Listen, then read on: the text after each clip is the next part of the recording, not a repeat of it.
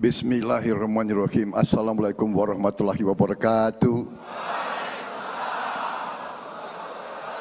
Alhamdulillahirabbil alamin. Wassalatu wassalamu ala asyrofil anbiya'i wal mursalin wa ala alihi washabihi ajmain, amma ba'du. Saudara-saudara sekalian, sebagai bangsa yang bertakwa, bangsa yang beriman, bangsa pejuang, marilah kita tidak henti-hentinya memanjatkan puji syukur kehadirat Allah Subhanahu wa taala. Tuhan Maha Besar, Tuhan Maha Kuasa, hanya kepadanya lah kita berdoa dan hanya kepadanya lah kita minta pertolongan. Salawat dan salam kita haturkan kehadirat junjungan kita baginda Nabi besar Muhammad Rasulullah sallallahu alaihi wasallam yang telah memberi kepada kita agama dan peradaban. Saudara-saudara sekalian yang saya hormati, Ketua Umum DPP LDII, Lembaga Dakwah Islam Indonesia, Kiai Haji Kriswanto Santoso yang saya muliakan, Ketua Dewan Penasehat Pimpinan Pondok Pesantren Minhajul Rosyidin, Kiai Haji Edi Suparto yang saya hormati dan saya banggakan, Dewan Pakar LDII Dr. Katno Hadi, Dewan Penasihat Pusat Kiai Haji Lukman Hakim, Kiai Haji Sultan Aulia yang saya hormati dan saya banggakan, Kiai Haji Ahmad Fawaz yang saya hormati dan saya banggakan, para ulama kiai, bapak-bapak, ibu-ibu, seluruh keluarga besar Lembaga Dakwah Islam Indonesia yang saya hormati dan saya banggakan. Saya ucapkan terima kasih yang sebesar-besarnya atas kehormatan yang diberikan kepada saya diundang di hadapan Rakernas LDII tahun 2023 ini. Saya merasa ada suasana kebatinan yang khas di tengah LDII.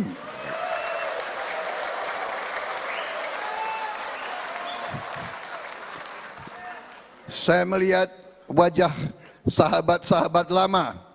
Saya melihat dan saya merasakan getaran semangat saudara-saudara sekalian.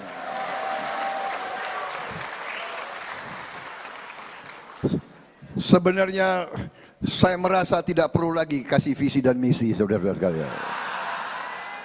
Karena saudara sudah tahu perjuangan saya dari sejak dulu bagaimana. Perjuangan saya sebenarnya sudah saudara rasakan di hatimu semuanya, saudara-saudara sekalian. Karena kita semua sebagai anak-anak bangsa Indonesia, kita ingin bangsa Indonesia hidup terhormat, bermartabat. Kita mengerti, kita faham, kita sudah tahu betapa yang Maha Kuasa memberi karunia yang begitu berlimpah-limpah kepada bangsa Indonesia. Tetapi kita juga melihat bahwa kekayaan itu banyak yang tidak dirasakan oleh seluruh bangsa Indonesia. LDII ini tadi disebut oleh Pak Jokowi, memang LDII ini ciri khasnya ada. LDII ini pinter-pinter orangnya.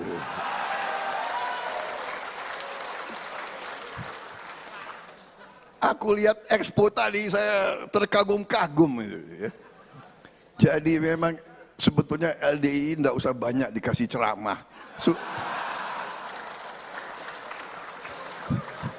Udah pinter-pinter. Karena itu alhamdulillah barokah. Alhamdulillah baik ya. Segar sekali pagi hari ini. Ya, kita pertama kali ketemu semalam ya Ibu ya. Ya. Semalam kita briefing untuk nentuin gimana naro ininya, displaynya segala macam ya, dengan kehektikan. Akhirnya alhamdulillah pagi hari ini kita ketemu lagi dan bisa bertemu teman-teman semua di sini, pengunjung ya. Boleh kasih tepuk tangan untuk semuanya di sini ya, yang penuh semangat untuk mengikuti workshop pertama di pagi hari ini.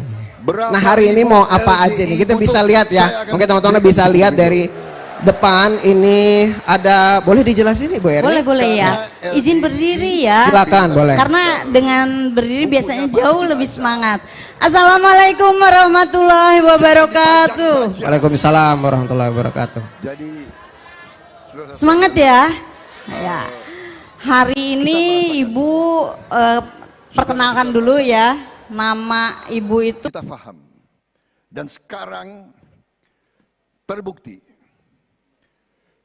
Semua indikator, semua pakar, semua institusi ekonomi dan keuangan di seluruh dunia melihat bahwa Indonesia ini dalam waktu yang tidak lama lagi akan menjadi salah satu ekonomi terbesar di bumi ini.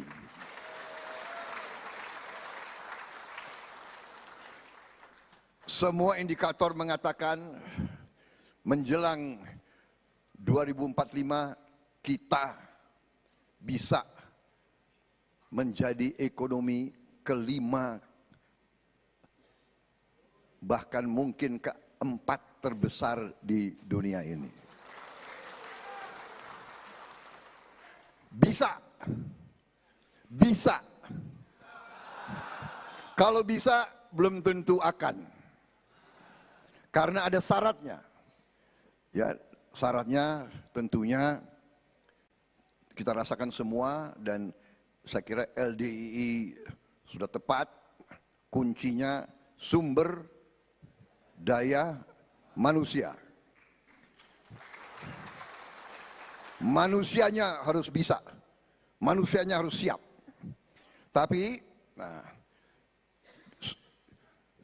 dalam peradaban manusia, kita paham, kita mengerti bahwa unsur pimpinan sangat berpengaruh. Dalam setiap kelompok, dalam setiap kumpulan manusia, pasti ada yang punya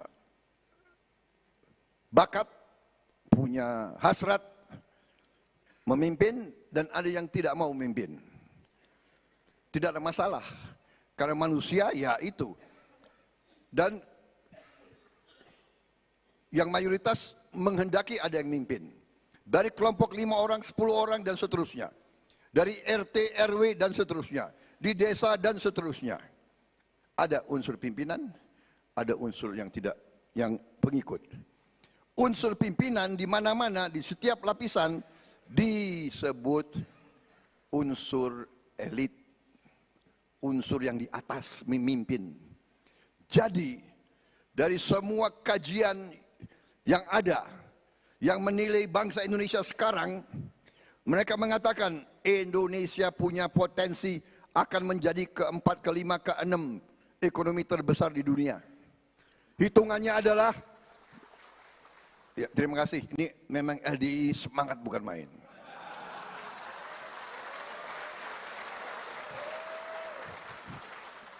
Dan LDI ini saya lihat dan saya mengerti dan saya sadar, ini LDI ini disiplin.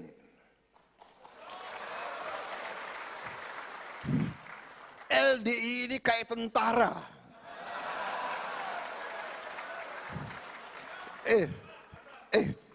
Aku ini gini-gini mantan jenderal loh.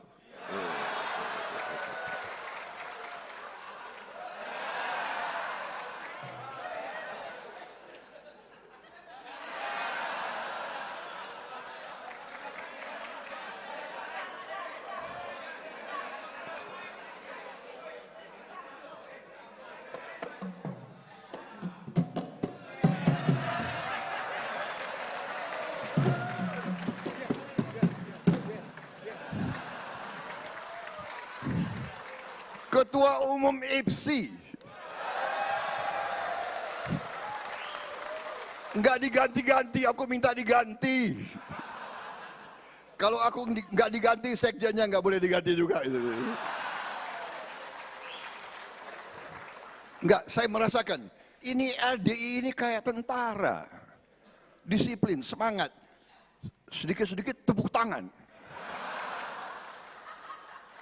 Tepuk tangannya keras lagi. Begini saudara-saudara, Anda tahu kita harus koreksi diri ya. Kita harus koreksi diri bangsa kita. Kita bangga dengan bangsa kita, tapi kita harus koreksi diri. Ya kan? Bahwa bangsa kita ada sifat-sifat yang kurang terpuji. Satu, memang kadang-kadang kurang semangat.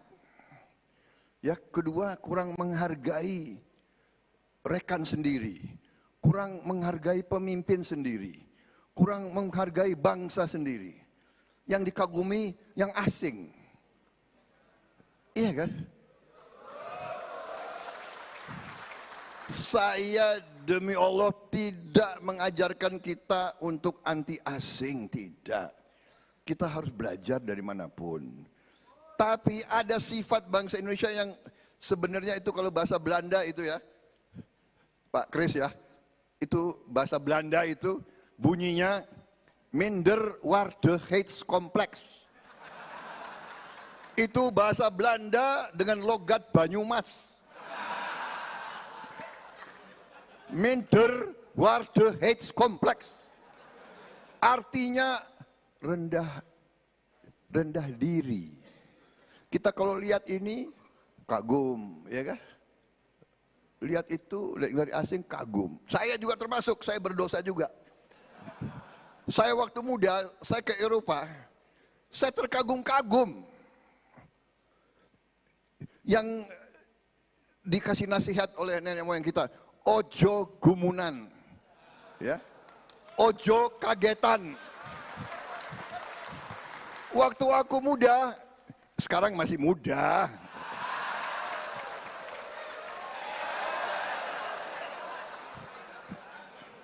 Saya waktu muda, saya berdosa, aku gumunan. Aku kagetan, aku terlalu kagum. Waktu di Eropa pertama, saya lihat, waduh, gedung-gedung bagus, istana-istana hebat, Versailles, Louvre, Amsterdam, Buckingham Palace, ini itu kagum. Lama-lama setelah saya belajar sejarah, kekayaannya itu dari kita semua.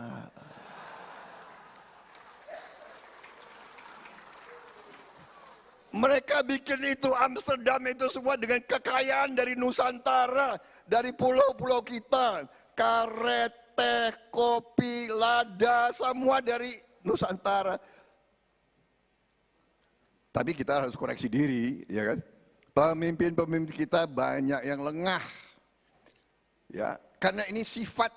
Nah, ini saya boleh ya Pak Kiai, aku boleh bicara. Ya. Aku udah siapkan teks sebetulnya. Tapi aku ingin bicara dari hati gitu loh.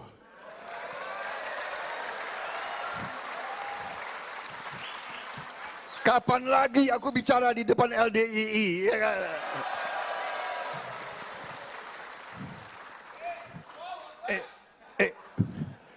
Undangan ini mahal banget. Apalagi aku suruh bicara duluan.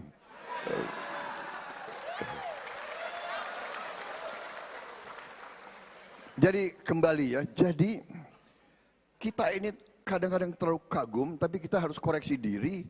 Selalu pemimpin-pemimpin kita banyak yang dibohongi oleh bangsa-bangsa lain. Dan ini karena watak kita, karakter kita. Karakter kita ini pada dasarnya baik. Benar nggak?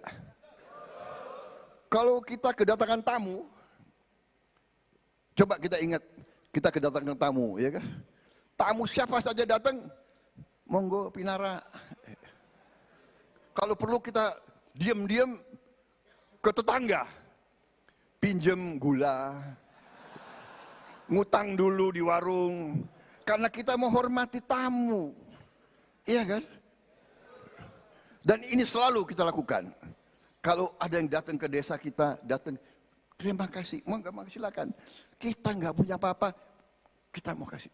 Ini sifat bangsa Indonesia. Semua suku, semua daerah sifatnya seperti itu. Benar atau tidak? Orang tua kita, ibu kita dari kecil mengajarkan, ya kan? Nah, kalau besar ya harus jadi orang yang baik, orang yang soleh, orang yang bermanfaat, tidak boleh bohong, tidak boleh curang, tidak boleh khianat, tidak boleh menipu. Benar atau tidak? Itu ajaran orang tua kita kan? Ada budaya-budaya lain yang tidak salah. Mungkin itu budaya dia, pengalaman dia. Ada di situ yang diajarkan, nak, yang penting kamu harus menang. Bagaimana caranya? Saya tidak mau tahu.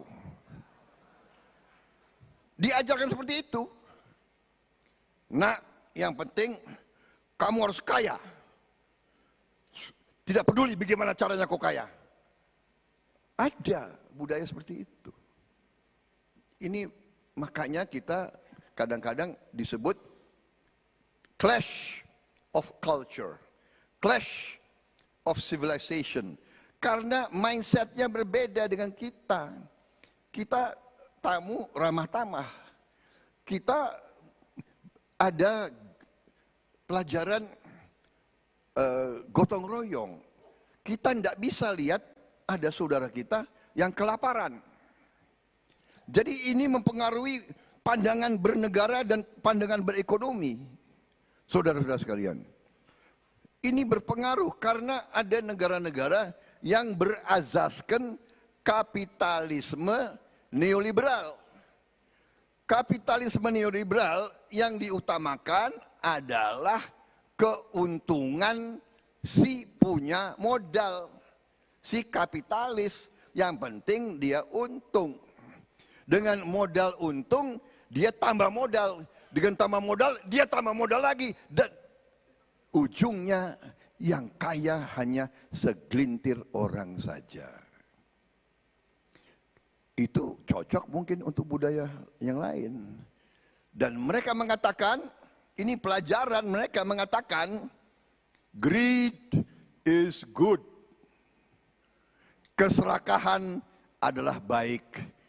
Ini tidak cocok sama budaya kita dan agama kita. Kok keserakahan baik? Keserakahan bagi kita akan mengarah kepada kecelakaan, kepada penderitaan. Dan inilah sebenarnya masalah bangsa kita, karena elit kita banyak belajar di barat. Termasuk saya sendiri. Saya didikan barat. Yang saya sebut tadinya saya kagum sama barat. Ya. Oh, barat makmur. Barat menguasai teknologi, etc., etc., etc. Kemudian diajarkan kepada kita demokrasi dan hak azazi manusia. Tapi kalau ribuan anak dibom, rumah sakit dibom, orang sipil dibom, itu bukan pelanggaran hak azazi. Jadi ada pelajaran hak azazi untuk satu kelompok manusia, dan ada satu kelompok manusia yang bebas. Itu namanya standar ganda. Jadi saudara-saudara, kita ini, bangsa Indonesia ini harus melek. Bukan kita benci sama orang lain, tidak. Tapi kita harus sadar bahwa kita bertanggung jawab atas kesejahteraan seluruh rakyat Indonesia.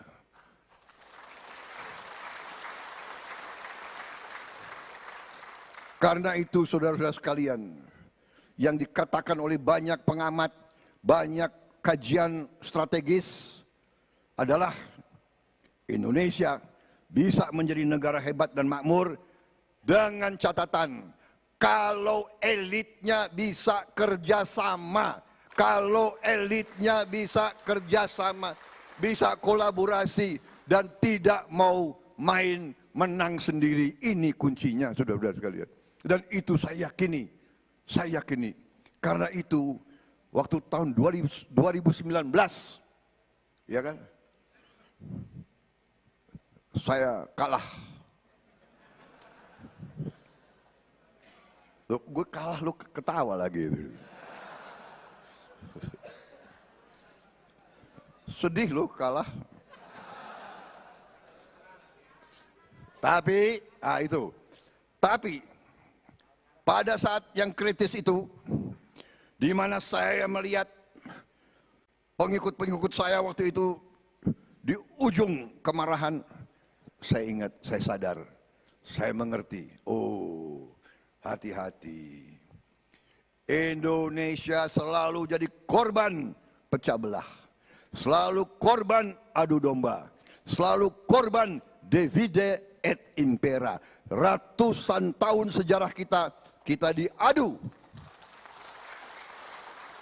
Suku sama suku, daerah sama daerah, agama dengan agama, mazhab dengan mazhab.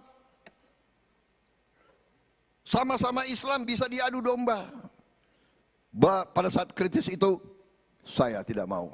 Saya katakan, marilah kita hindari perpecahan. Dan pada saat itu, Pak Jokowi yang menang, dia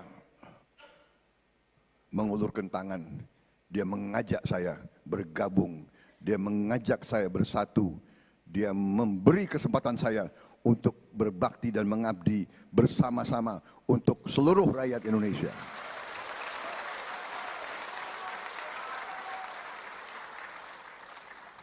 Saudara-saudara, Pak Jokowi kalahkan saya, tapi saya punya insting, saya punya firasat.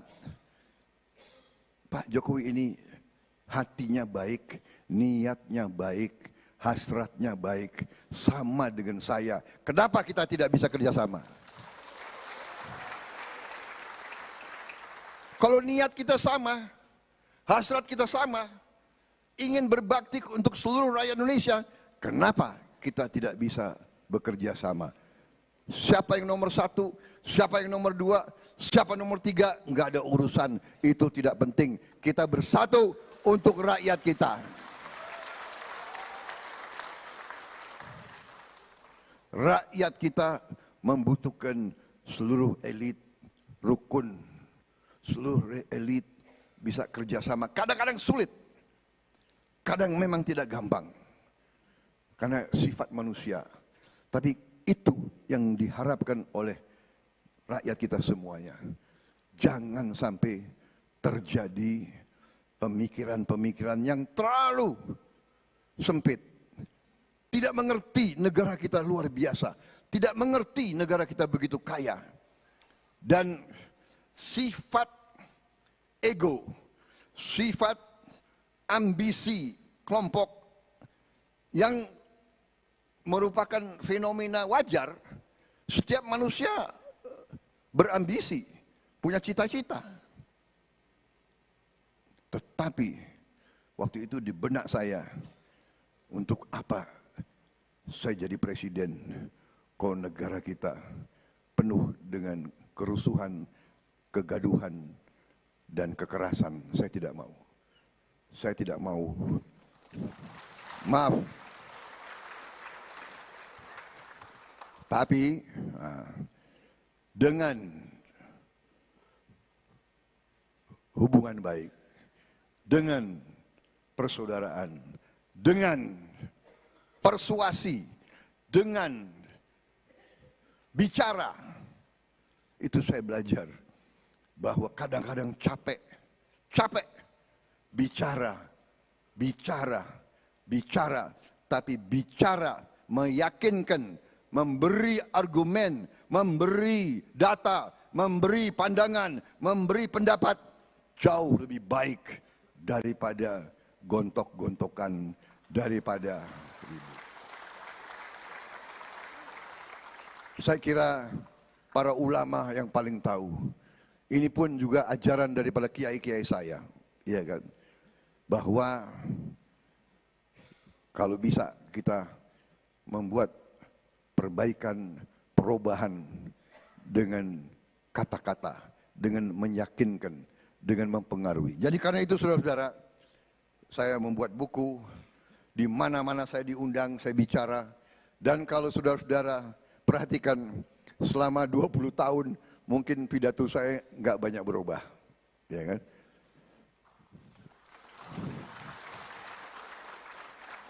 Inti tadi satu, kita harus kerjasama. Inti kedua, apa yang saya ingin sampaikan adalah bahwa memang bangsa kita cukup lama, bangsa kita dibohongi. Cukup lama. Bahwa kita tidak percaya diri, tidak percaya pendiri-pendiri bangsa kita. Sebagai contoh, nah ini saya mulai ya. Kalau kita ingat tujuan nasional kita dalam pembukaan Undang-Undang Dasar kita, Undang-Undang Dasar 1945, tujuan nasional kita jelas tertera di situ.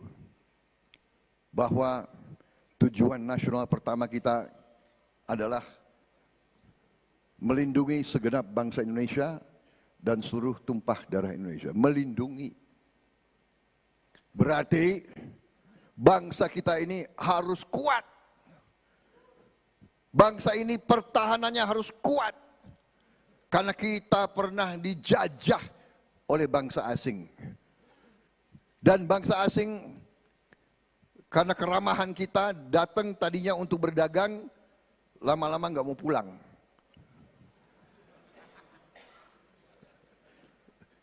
Kita ramah, monggo pinara, lama-lama dia nggak mau pulang. Dia bilang rumah itu rumah dia. Kita jadi kacung di bangsa kita sendiri, di rumah kita sendiri. Karena apa? Karena pada saat itu kita tidak kuat. Makanya pendiri-pendiri bangsa kita menaruh tujuan nasional melindungi. Tapi banyak tokoh di Indonesia yang mengatakan, ngapain bangun tentara yang kuat? Emang kita mau perang? Ada yang ngomong begitu. Saudara-saudara sekalian, kita tidak mau perang. Kita harus hindari perang. Perang itu dahsyat. Tapi ada bangsa-bangsa lain yang menggunakan kekuatan tentara untuk menindas bangsa-bangsa lain. Kita mau ditindas atau tidak? Tadi Bapak Presiden mengatakan, kita kira Ukraina jauh. Perang Ukraina mempengaruhi kita di sini. Kita kira perang di Gaza jauh. Perang di Gaza mengakibatkan BBM seluruh dunia naik. Mempengaruhi kita di sini. Dan saudara-saudara, bangsa kita kaya sekali. Bangsa kita kaya sekali, dan karena kekayaan itu, jangan mengira tidak ada bangsa-bangsa lain yang mengincar kekayaan kita. Tadi disinggung, nikel adalah mineral, ya, zat yang langka. Yang langka. Tapi di abad ke-21 ini, nikel sangat menentukan peradaban teknologi yang akan datang. Dan kita salah satu pemilik nikel terbesar di dunia. Nah, kalau kita bicara manusiawi, kalau kita punya harta, tapi kita tidak bisa menjaga harta itu, kira-kira kita dirampok atau tidak? Tidak perlu terlalu pintar untuk faham. Kalau kita diketahui punya harta yang banyak, tapi dia lihat tidak ada usaha untuk menjaga harta itu, pasti akan diambil. Ini namanya hukum manusia. Yang kedua, kita juga tujuan nasional kita sangat jelas bahwa kita memang harus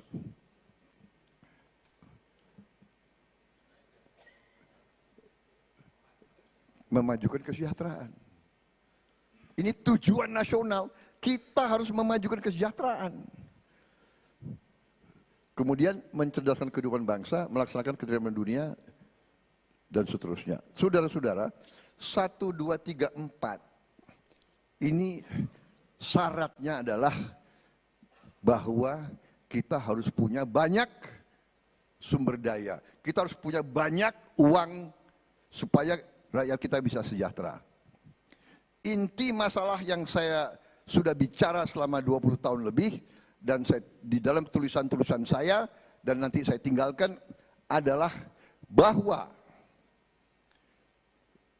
sudah ratusan tahun, waktu zaman Belanda dan sesudah merdeka pun, dan sampai sekarang, sampai beberapa tahun ini, terjadi suatu gejala, fenomena itu adalah yang saya sebut net outflow of national wealth. Jadi kekayaan kita mengalir ke luar negeri.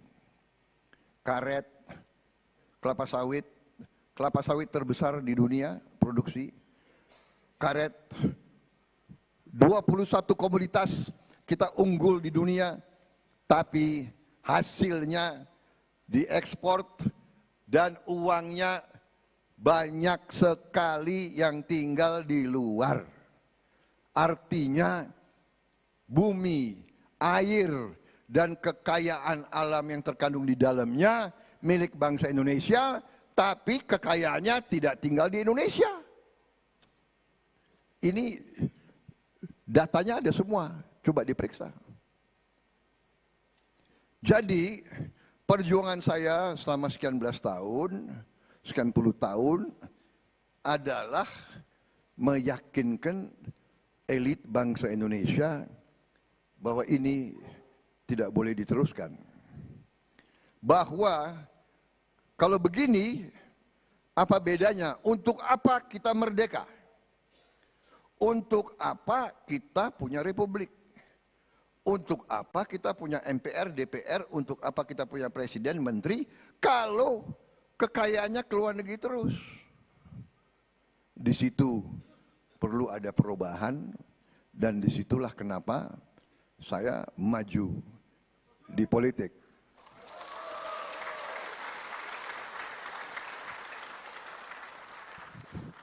Dan Pak Jokowi setelah beliau jadi presiden, di dalam beliau lihat angka-angka tersebut, sehingga beliau dan tim inti beliau ambil kesimpulan yang sama. Ini harus dirubah. Dan beliau canangkan strategi hilirisasi. Tidak akan mengizinkan bahan baku kita dijual murah sebagai bahan mentah. Sudah terlalu lama. Sudah terlalu lama barang-barang kita dijual mentah. Nilainya tidak ada di Indonesia. Dengan hilirisasi itu, ternyata banyak negara berang. Uni Eropa berang. Marah-marah, kita digugat ke WTO, World Trade Organization. Dan kita dikalahkan, kita naik banding. Terus IMF neken kita. Alhamdulillah Pak Jokowi ini tidak bergeming dan tidak mau diintimidasi dan mengatakan terus hilirisasi.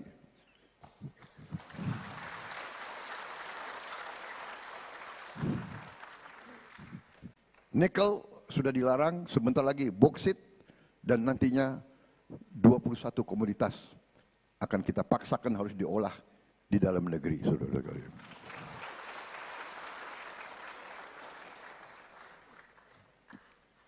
Jadi saudara-saudara, hilirisasi ini ya saya lompat-lompat ya, karena kalau saya urutan ini, berurutan slide ini ada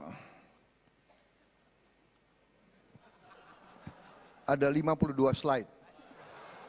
Kalau masing-masing 4 menit, jadi pidato saya 4 jam. Saya singkat karena LDII pinter-pinter.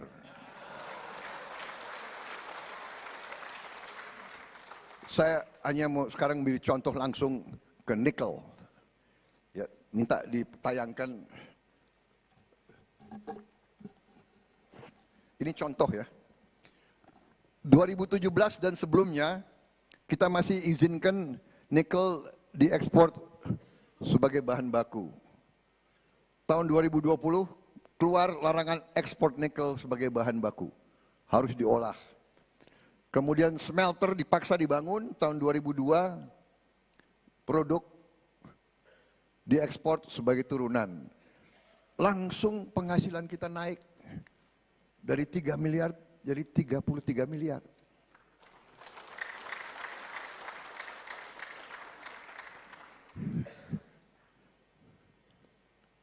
Dua tahun setelah kebijakan diambil, penghasilan bangsa kita naik 1000%.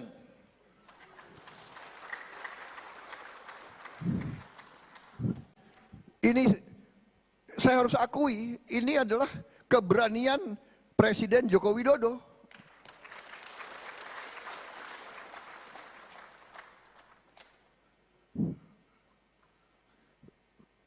Kadang-kadang saya sebagai mantan tentara, aku lihat beliau ini tidak pernah Kopassus, tidak pernah.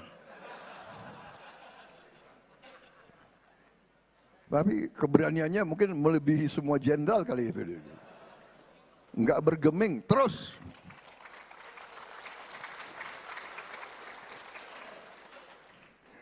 Beliau diejek, beliau dihina, terus.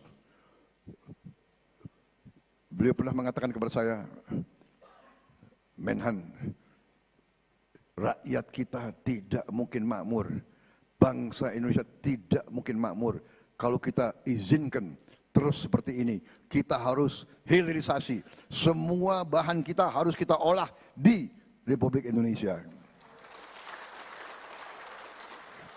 Karena itu saya mantep, saya bersatu sama Pak Jokowi. Saya akan melanjutkan perjuangannya Pak Jokowi.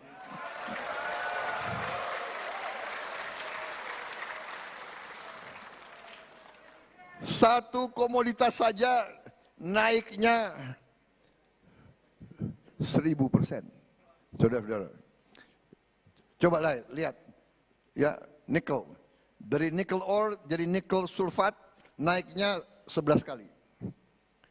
Jadi precursor naiknya 19 kali. Jadi katoda naiknya 37 kali.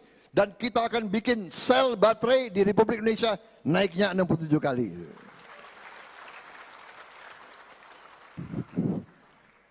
Ini yang akan kita jadi makmur, saudara-saudara. Ini yang kita nanti sesungguhnya merdeka. Ini yang membuat kita berdiri di atas kaki kita sendiri. Kita harus dan kita bisa dan kita akan punya mobil buatan Indonesia sendiri. Buatan anak-anak Indonesia sendiri. Jelek-jelek gini Menteri Pertahanan. Dikasih wewenang sedikit, aku sudah bikin. Atas izin Bapak Presiden, aku sudah bikin Jeep buatan Indonesia sendiri, saudara-saudara. Ini panitia saya dibatasi waktu nggak kira-kira? Hah?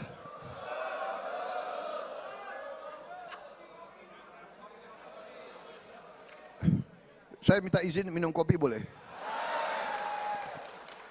Pak Kiai, tapi nggak ada kursi nggak apa-apa ya? Hah?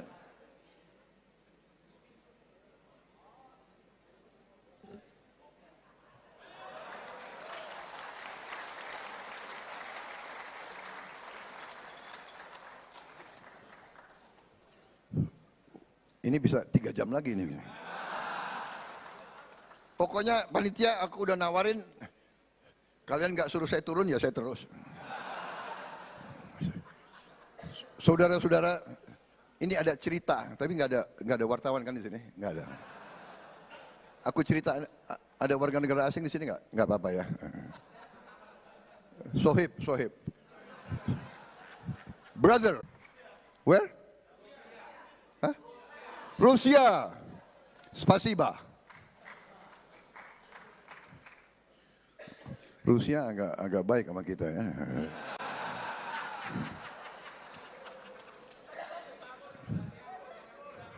Hah? Oh, di Singapura. Oh, friend. Saudara-saudara, aku cerita ya soal Jeep. Jadi, saya Menteri Pertahanan. Harus mengadakan Jeep untuk seluruh TNI. Iya kan? Darat, laut, udara. Kebutuhan kita 10.000 Jeep. Tentunya diajukan dong, Pak, ini ada Jeep dari Austria, harganya $100.000 satu. Ada Jeep dari sini, dari situ. Ada Jeep dari sebuah negara. Nggak enak karena ada orang asing, saya nggak sebut negaranya mana. Negara X. 20.000 $20.000 sampai di Indonesia. Murah banget. Dan tapi saya ini hati saya nasionalis kayak LDII, ya kan?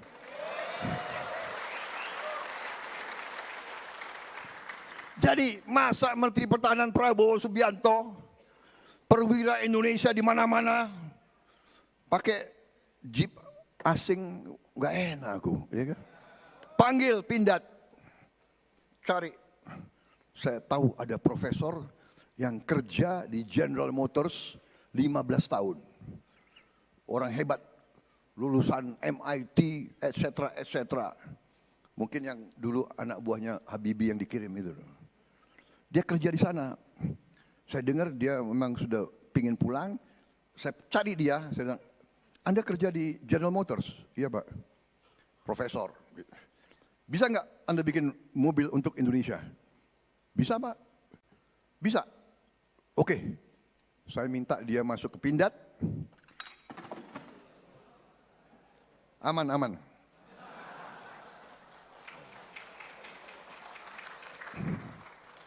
Inilah LDII, dia udah siapkan. Kalau jatuh pun ada penampungnya di bawah.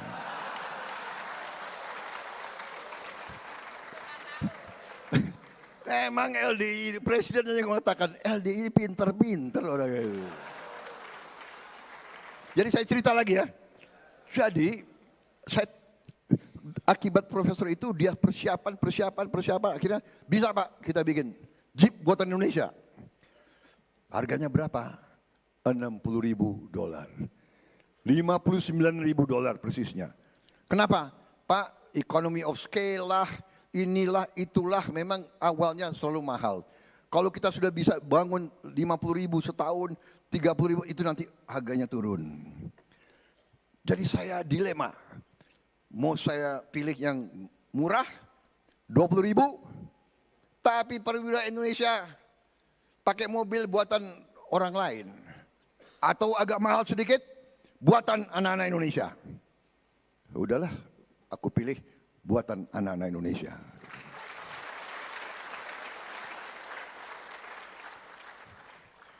Gagah nggak itu?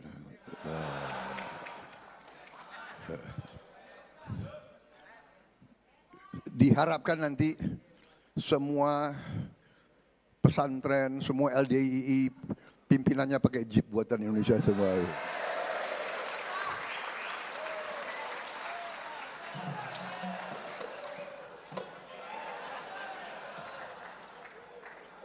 Jadi saudara-saudara,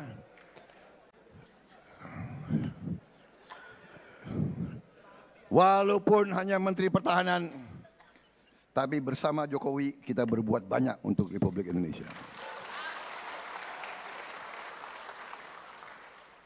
Jadi saudara, ini hanya contoh ya, bahwa kita bisa, kita mampu. Masa kita tidak mampu? Korea tidak punya sumber alam seperti kita. Tahun 67 per kapita kita sama Korea sama. Sekarang mereka, kita di sekitar berapa? 4.800, mereka sudah kalau nggak salah 30.000. Kenapa? Karena mereka punya strategi, komitmen, will, tantangan. Mereka juga ingin hidup bermartabat. Kita ingin hidup bermartabat. Kita tidak mau ada kemiskinan di bangsa Indonesia. Kita tidak mau.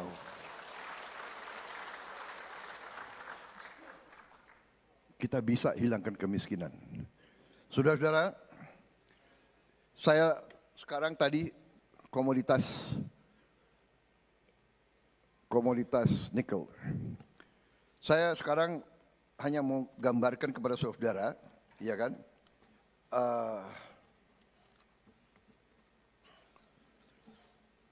Berapa besar pemerintah sekarang sudah berbuat untuk rakyat Indonesia dan terutama rakyat miskin.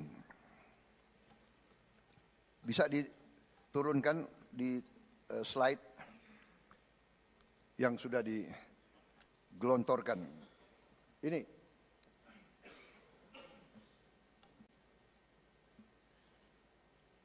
saudara-saudara, ini yang saya sebut bahwa Pak Jokowi ini menerapkan bukan ekonomi kapitalisme neoliberal. Dia melaksanakan ekonomi Pancasila. Jadi apa itu ekonomi Pancasila? Ekonomi Pancasila adalah mengambil yang terbaik, yang positif dari kapitalisme dan yang terbaik dari sosialisme. Itu Pancasila. Ekonomi Pancasila adalah ekonomi jalan tengah. Ekonomi jalan tengah. Jadi saudara-saudara, bedanya kalau neoliberal itu keserakahan, kalau kita kekeluargaan. Kuncinya di kita, senjata yang paling ampuh adalah pasal 33 Undang-Undang Dasar 1945. Ini adalah senjata pamungkas yang tidak pernah disinggung oleh banyak elit Indonesia. Saya ini tidak punya gelar sarjana ekonomi. Tapi saya bisa baca Undang-Undang Dasar 45. Dari awal saya baca pasal 33. Pasal 33 ini adalah kunci pengaman. Kalau kita terapkan pasal 33, tidak akan mengalir kekayaan bangsa ke luar negeri. Jelas, perekonomian disusun sebagai usaha bersama berdasar atas azas kekeluargaan. Bukan azas keserakahan. Bukan azas konglomerasi. Azas kekeluargaan. Pasal 33 ayat 2 sangat jelas. Cabang-cabang produksi yang penting bagi negara dan yang menguasai hajat hidup orang banyak dikuasai oleh negara. Dan ayat 3 ini juga suatu ayat pamungkas. Ini jimat keselamatan kebangkitan bangsa Indonesia. Bumi dan air dan kekayaan alam yang terkandung di dalamnya dikuasai oleh negara dan dipergunakan untuk sebesar-besar kemakmuran rakyat.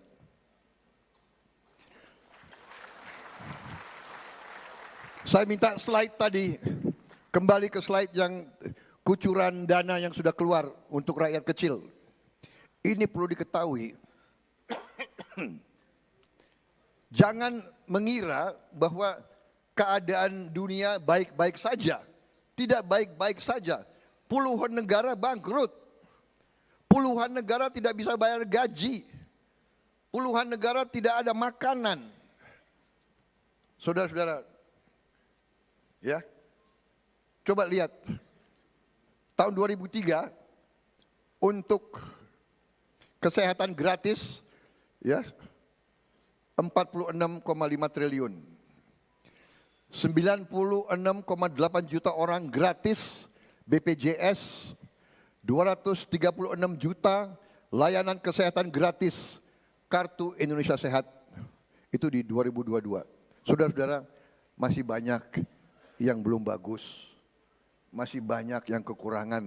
Tapi coba lihat ini yang sudah dihasilkan. Kartu Indonesia Pinter.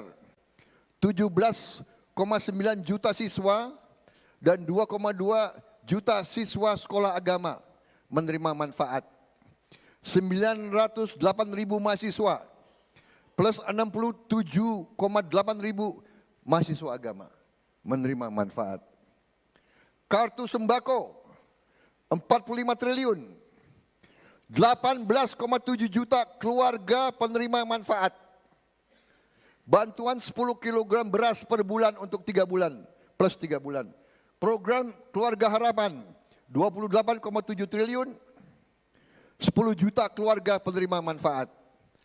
Bantuan 200 ribu sampai 1 juta per tahun. BLT dana desa. Bantuan 300 ribu per bulan per keluarga. Untuk keluarga miskin, lanjut usia, dan anggota sakit kronis menaun difabel. Ini baru segini. Belum lagi subsidi BBM.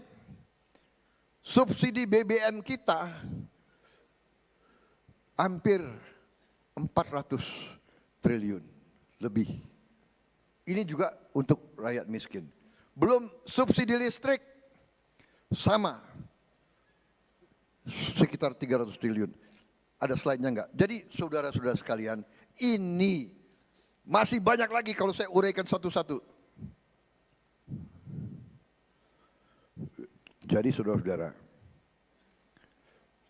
kalau saya yakin LDI tokoh-tokoh yang cerdas dan pintar-pintar, kalau melihat data ini, ya sudahlah, harus diakui bahwa Presiden Joko Widodo dan pemerintah yang beliau pimpin, ya berhasil membela rakyat Indonesia. Saya rival yang dikalahkan. Begitu saya masuk kabinet, saya lihat, kan saya hadir sidang kabinet. Saya lihat kebijakan-kebijakan selalu memikir bagaimana rakyat kecil, bagaimana orang miskin, bagaimana itu selalu fokus beliau. Ada juga menteri-menteri yang neolib itu.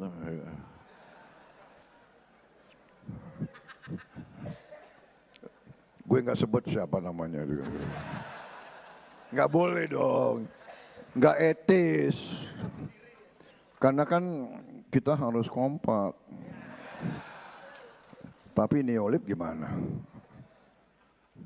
Selalu aku lihat, kadang-kadang coba-coba, Bapak Presiden gini, intinya nggak usah gitu. Nggak harus. Nanti utang kita terlalu banyak. Utang kita salah satu terendah di dunia sekarang. Iya kan?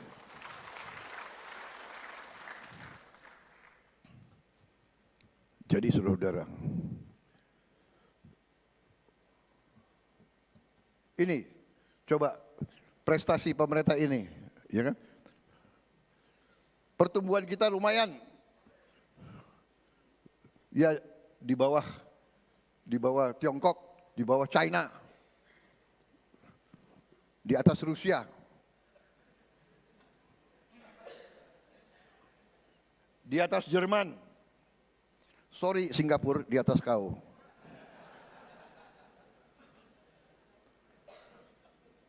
Inflasi salah satu terendah. Utang pemerintah salah satu terendah di dunia kita. 38%. Kau lihat itu.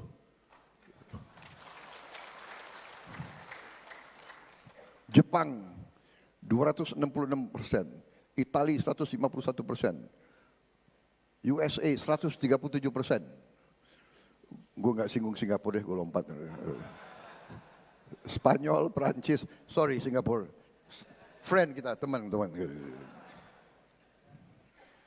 Jerman, saudara-saudara. Jadi saudara-saudara, nah sekarang saya langsung saja ya. Saya udah dipelototin banyak orang.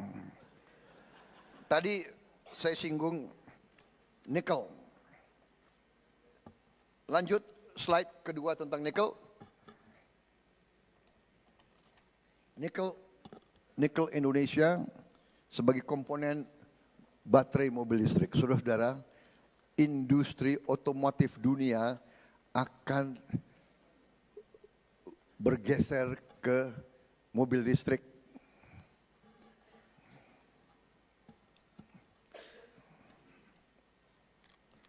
Dari komponen mobil listrik 80% itu nikel, 15% kobalt, 5% aluminium.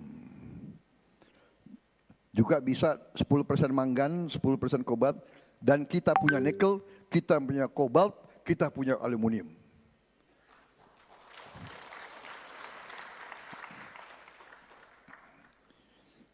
Jadi sebentar lagi Indonesia akan menjadi produsen mobil-mobil listrik di dunia. Vietnam sudah, kita tidak boleh kalah, kita akan. Tenang saja, tenang saja, tenang saja. Prabowo Gibran sudah boleh.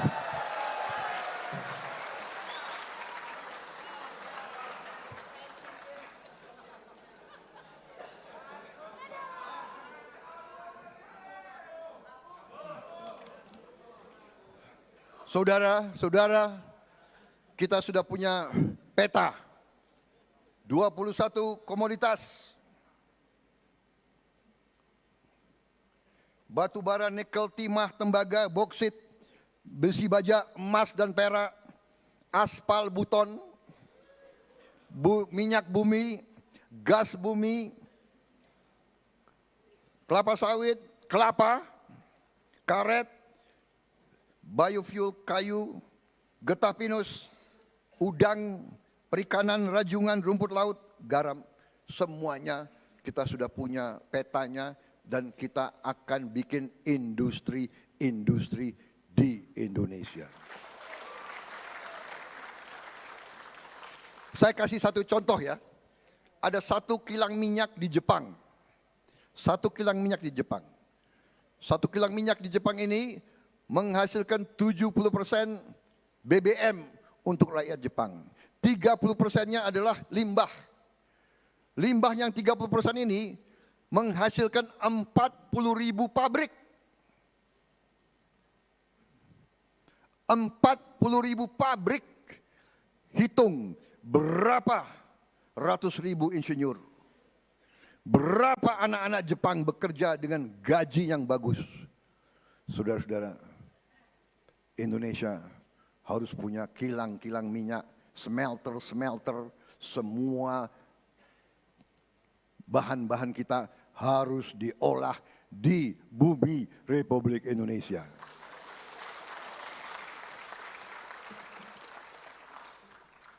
Contoh, kita sudah punya roadmap pohon industri tembaga. Di ujung paling kanan itulah tembaga kita akan menjadi industri piping, industri elektrikal, industri elektronik, bahan-bahan arsitektur, industri otomotif, industri koin, industri biomedical, home appliance, chemical, industri militer. Dan Anda lihat sendiri nilainya naik puluhan kali. Selama ini puluhan tahun, ratusan tahun kita izinkan ekspor gelondongan tembaga. Tapi kita sekarang punya smelter, kita akan olah tembaga di Republik Indonesia. Pohon industri nikel, tadi sudah saya singgung. Lanjut, pohon industri boksit. Lihat nilainya. Ada yang nilai naik, diikuti, Anda lihat, dari naik setelah diolah, smelter grade alumina 5 kali nilainya, seterusnya 29 kali nilainya, terus 33 kali nilainya, 67 kali nilainya. Saudara-saudara, apalagi yang muda-muda, masa depan kalian gemilang.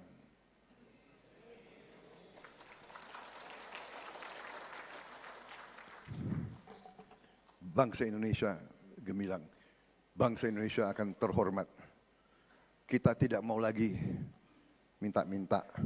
Nanti Indonesia yang akan kasih bantuan kepada negara-negara lain, saudara-saudara. Pohon industri timah. Sekian puluh kali naik nilainya. 69 kali. Dan seterusnya. Minyak bumi. Seterusnya.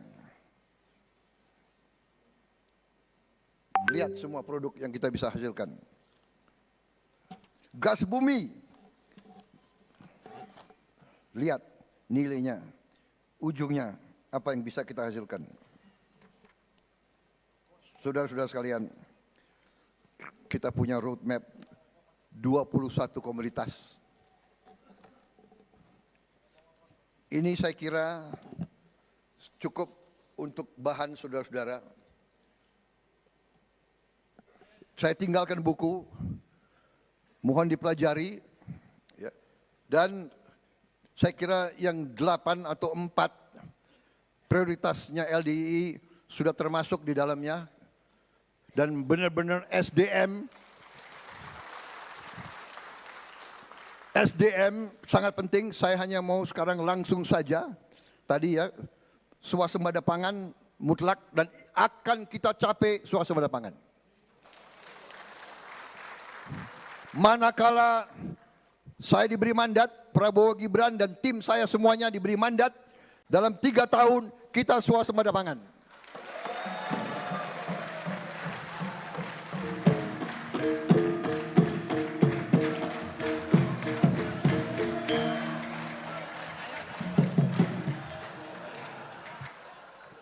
Aku semangat dia ini.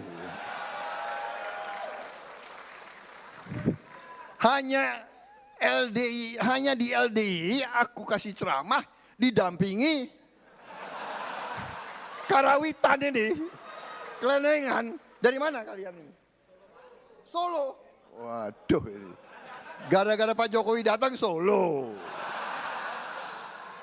Enggak ada Banyumas ya? Hah? Ada Banyumas mana? Di belakang. Bagian apa? Gong. Ini semangat aku, nggak mau turun-turun. Kapan saya dilempar sandal? Disuruh turun. Salah sendiri ya panitia. Gue nggak disuruh turun, gue nggak turun. Saudara-saudara, jadi SDM intinya SDM salah satu program unggulan kita. Tadi semua program akan kita lanjutkan. Salah satu program unggulan kita adalah kita mau kasih makan siang dan susu kepada semua anak Indonesia.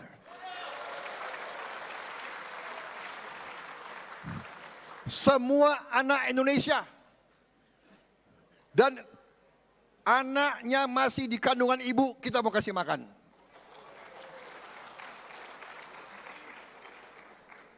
termasuk usia dini, termasuk semua anak di pesantren.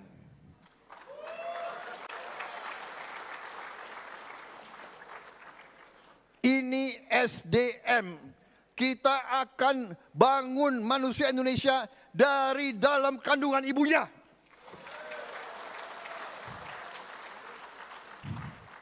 Kita kasih makan anak-anak Indonesia.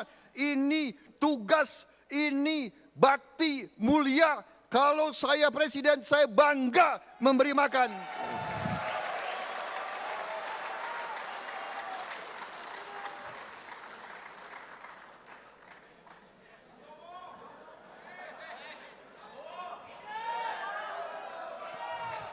Tidak boleh ada stunting lagi di Republik Indonesia. Tidak boleh ada anak yang lapar lagi di Indonesia. Tidak boleh ada anak Indonesia yang tidak minum susu lagi. Saya sebagai seorang mantan prajurit yang pernah berkali-kali siap mati untuk Republik ini, saya bangga kalau saya bisa memberi makan kepada seluruh anak Indonesia. Ya Tuhan, sebelum Kau panggil aku, berilah kesempatan kepada aku untuk memberi makan seluruh anak Indonesia.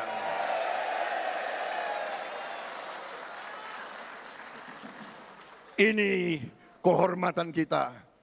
Kalau kita lihat anak-anak kita cerah, senyum, kuat, cerdas, semua orang tua bahagia. Benar atau tidak?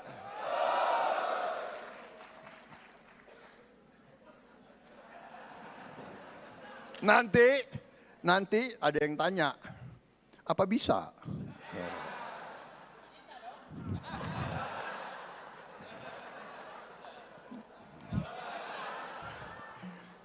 Kita sudah hitung, bisa. Karena kita kaya, yang penting nanti bantu saya, insya Allah saya dapat mandat, bantu saya milih pejabat-pejabat, jangan ada yang maling.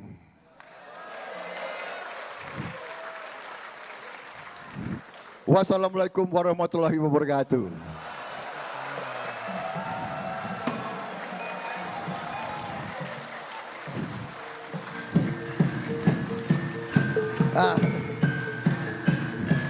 Itu seorang pemimpin harus bisa merasakan rakyatnya. Sebelum diusir, dia buru-buru berhenti aja dulu. Terima kasih. Hidup LDI. Bersama kita maju. Terima kasih.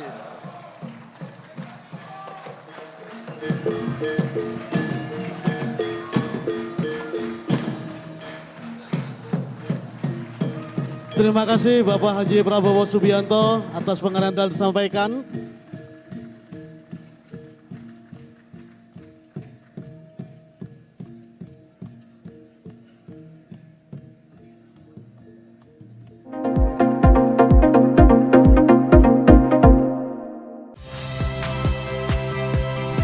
Saya Rahmat Ibrahim. Saksikan program-program Kompas TV melalui siaran digital, pay TV, dan media streaming lainnya. Kompas TV, independen, terpercaya.